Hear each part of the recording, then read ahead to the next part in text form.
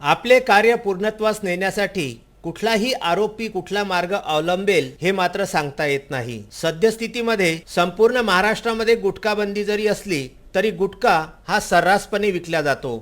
गुटखाबंदीवरती सर्रास शिक्कामोर्तब असल्याप्रमाणे गुटखा मात्र शहरातच नव्हे तर कुठल्याही खेड्यात, अगदी शेवटच्या टोकावरच्या खेड्यात सुद्धा सर्रास आपल्याला गुटखा बघायला मिळतो। मग ही गुटखाबंदी कशाला, असा सुद्धा एक प्रश्न सर्वसामान्यांच्या मनात डोकावल्याशिवाय राहत नाही। असाच काहीसा प्रकार नांदेड जिल्ह्यातल्या माहूर येथे घडला। प्राप्त माहितीनुसार माहूर आगाराची बस MH14 BT 1940 नंबरच्या बसने परतवाडा ते माहूर ही बस सायंकाळी 7 वाजता माहूर जवळील केरोळी फाटा येथे आली असता माहूर पोलीस स्टेशनचे पोलीस निरीक्षक लक्ष्मण राख यांना मिळालेल्या माहितीवरून त्यांनी या बसची झडती घेतली असता या बसमधून सागर नावाचा गुटख्याची 3 पोती आढळून आली।